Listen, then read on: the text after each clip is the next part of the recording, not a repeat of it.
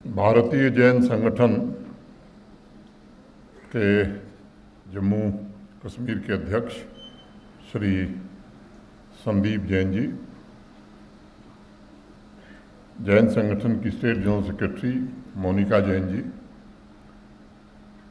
जम्मू के additional director general of police Shri Anand Jain, DIG Jammu, SSP Jammu, police के सभी अधिकारी, सोटा के सभी ऑफिस बियरर्स,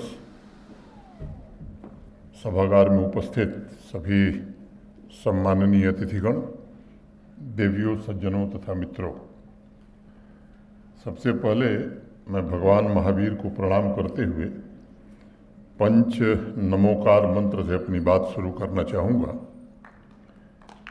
नमो अरिहंताणम, नमो सिद्धाण, नमो आयरियाण, नमो वज्ञाणाम, नमो लोए सब्ब साहुणम। अरिहंतों को प्रणाम, सिद्धों को प्रणाम, आचार्यों को प्रणाम, उपाध्यायों को प्रणाम, लोक संसार में सर्व साधुओं को प्रणाम।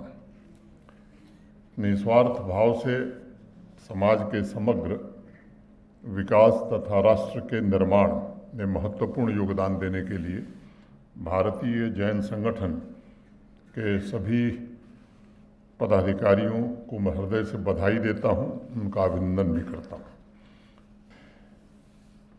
जब मेरी मुलाकात हुई थी संदीप जी से तो उन्होंने बताया था मुझे कि कार्निया डोनेशन द्वारा अनेक व्यक्तियों के जीवन में प्रकाश भरने का काम भारतीय जैन संगठन और जैन कम्युनिटी के अनेक वॉलंटियर्स के द्वारा हुआ है।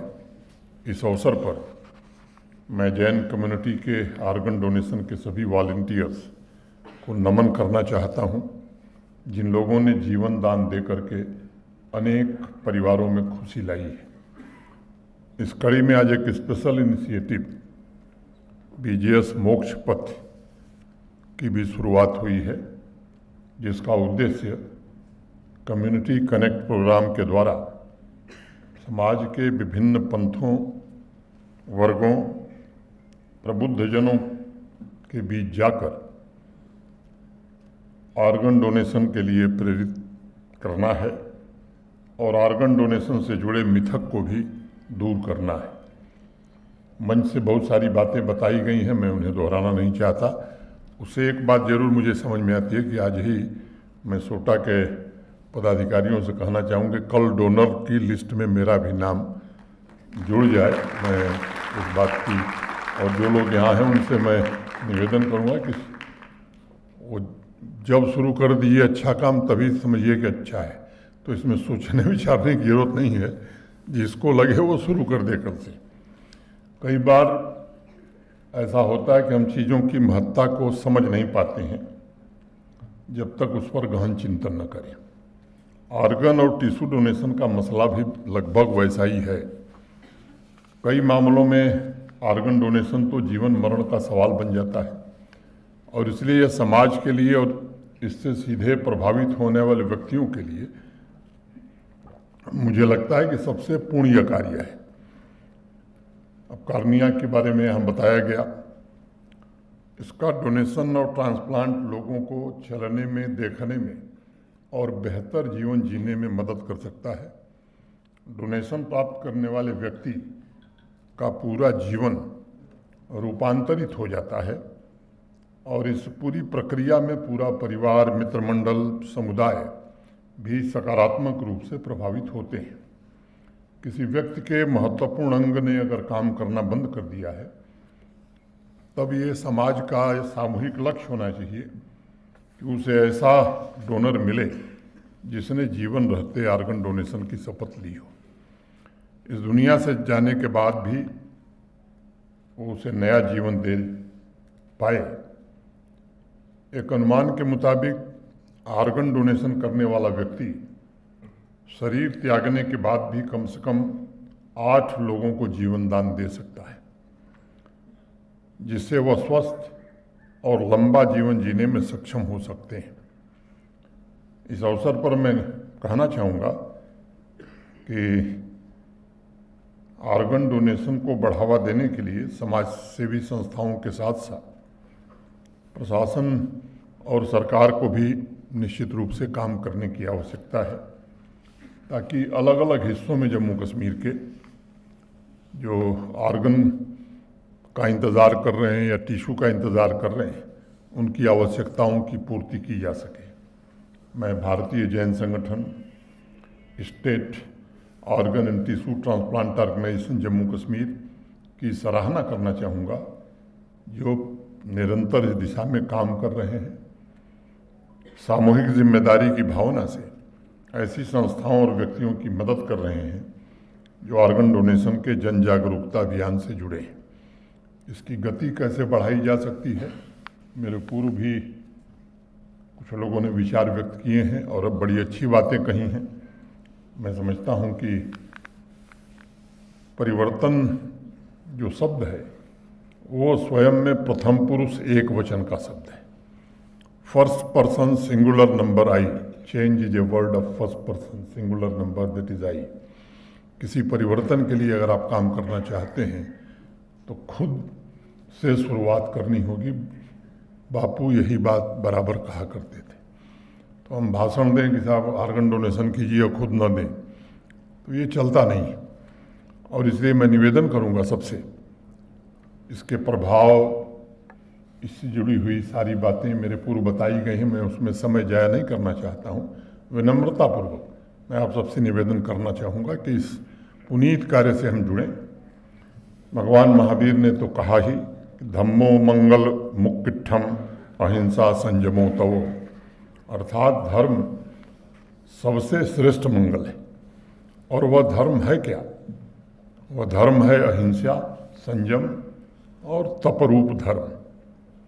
तप के बारे में कहा गया कि तप वैयावृत्य है, यानी सेवा ही तप है और कुछ दूसरा तप नहीं है।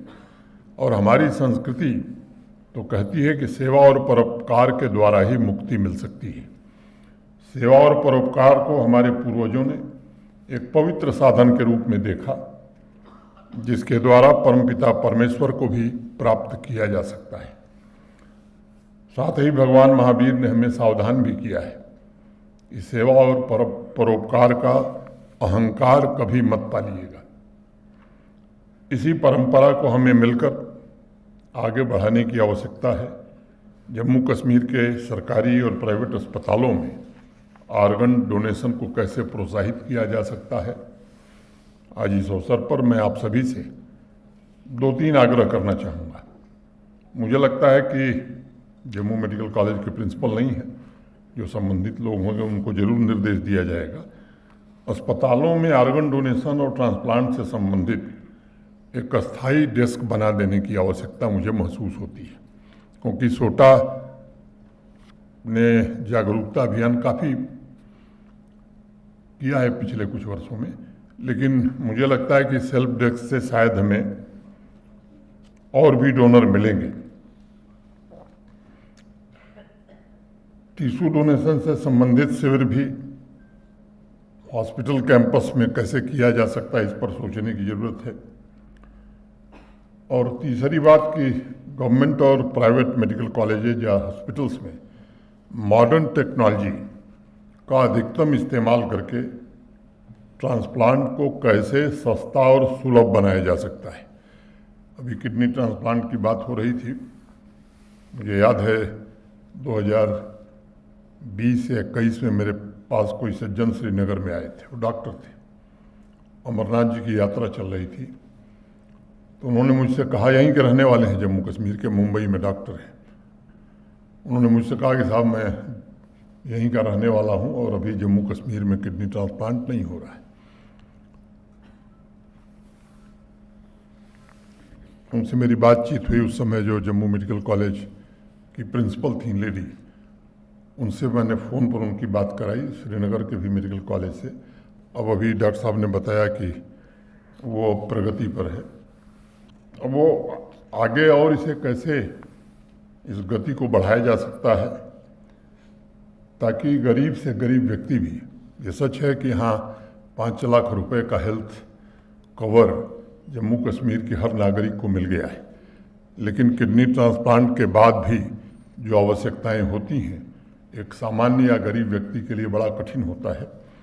ऑर्गन और टिश्यू डोनेशन को जीवन का आदर्श तथा जीवन जीने का एक तरीका हम कैसे बना सकते हैं, इस दिशा में जो आप सब काम कर रहे हैं उसमें भी सभी लोग सहयोग करेंगे तो मुझे लगता है कि परिणाम और बेहतर आएंगे।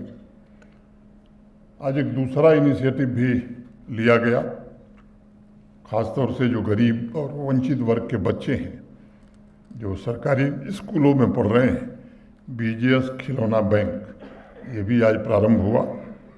ऊर्जावान युवाओं को बीजीएस प्रतिभा सम्मान से अलंकृत भी किया गया।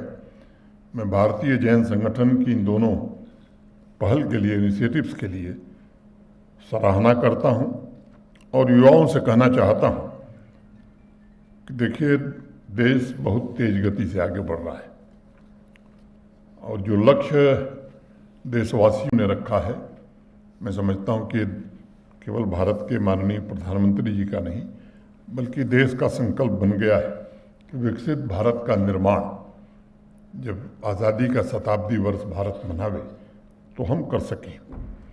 इसमें मुझे लगता है कि युवा वर्ग को निश्चित रूप से आगे बढ़ चढ़ करके हिस्सा लेने की ज़रूरत है और इसमें भगवान महावीर की शिक्षा से बड़ा बल मिलेगा।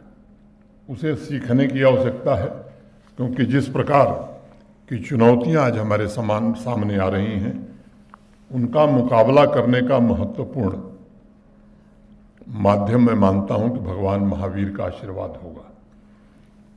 उनके संपूर्ण जीवन को आप देखिए तो पूरा जीवन उनका विजन, उनके आदर्श हमारे दिल और दिमाग को सही दिशा प्रदान करने में समर्थ हैं। 30 साल की ही उम्र रही होगी भगवान महावीर ने जब राजमहल छोड़ा था।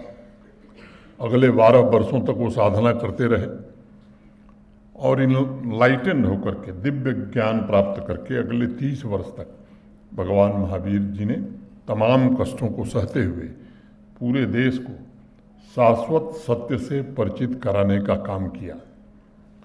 भगवान महावीर, मैं मानता हूँ कि अध्यात्म के उत्तुंग शिखर हैं और मैं तो कह सकता हूँ कि उस शिखर के आसपास कोई दूसरा दिखाई नहीं पड़ता। भगवान महावीर ने जो मंत्र दिया वो मंत्र केवल जैन समाज के लिए नहीं है, उनके मानने वालों के लिए नहीं है, ये पूरी मानवता के लिए है। लेकिन आज की नई पीढ़ी विशेष रूप से मैं आग्रह करूंगा कि उनके मंत्रों से आप बहुत कुछ सीख सकते हैं। जीवन को बेहतर बनाने का जो दर्शन उन्होंने दिया तो उसमें कर्म पर सबसे ज़्यादा बल दिया और जो उनका विजन था सम्यक दर्शन माने राइट फेथ, सम्यक ज्ञान राइट नॉलेज और सम्यक चरित्र यानी राइट कंडक्ट। भगवान महावीर ने राइट कंडक्ट के लिए मूलतः 5 सिद्धांत प्रस्तुत किए, बताए। अहिंसा, सत्य, अस्तेय, ब्रह्मचर्य और अपरिग्रह। जिस किसी भी युवा के जीवन में इन 3 आदर्शों सम्यक दर्शन, सम्यक ज्ञान और सम्यक चरित्र का समावेश हो जाएगा वो बड़ी से बड़ी चुनौती निश्चित रूप से पार कर सकता है, सफलता के नए शिखर छू सकता है। भगवान महावीर ने अपने जीवन काल में इन 3 सिद्धांतों द्वारा समाज में व्याप्त बुराइयों को दूर किया, नारी शक्ति को समान अधिकार और सामाजिक समानता की व्यवस्था पर भी उन्होंने बहुत ही बल दिया था। मैं मानता हूँ कि आज के इस मॉडर्न वर्ल्ड में भी उनका दर्शन उतना ही प्रासंगिक है और युवाओं से जुड़े मुद्दे, विश्व में हो रहे कॉन्फ्लिक्ट और पर्यावरण से संबंधित सभी समस्याओं का समाधान भी उनकी शिक्षा में मौजूद है। मैं नई पीढ़ी से आग्रह करना चाहूँगा कि वह जैन दर्शन के मंत्र मैत्री प्रमोद कारुण्य माध्य स्यानी को अपने जीवन में उतारने का काम करें। इस मंत्र का तात्पर्य है कि हम सभी को प्राणी मात्र के प्रति दया का भाव रखना चाहिए। इससे हम करुणा तथा विश्व बंधुत्व की अवधारणा में अपनी आस्था को मजबूत कर सकेंगे। एक सशक्त, प्रगतिशील और उन्नत भारत के निर्माण में भी हम योगदान दे पाएंगे। मुझे विश्वास है सर्व समाज इन शिक्षाओं से प्रेरणा लेकर कम से कम सभागार में उपस्थित लोगों से तो मैं विनम्रतापूर्वक ये प्रार्थना जरूर करूंगा कि सेवा और परोपकार की परंपरा को आगे बढ़ाने के लिए आप भी आगे आवें। लोगों के जीवन में आशा की नई किरण जागृत करना ये एक महान दायित्व है, जिसे हमारी वर्तमान और आने वाली भावी पीढ़ी को निभाना है। मैं फिर से एक बार भारतीय जैन संगठन को एक बार पुनः बहुत बहुत बधाई देता हूँ, शुभकामनाएं देता हूँ और मुझे यहाँ उपस्थित होने का अवसर दिया, इसके लिए आभार भी व्यक्त करता हूँ। बहुत बहुत धन्यवाद। जय हिंद, जय भारत।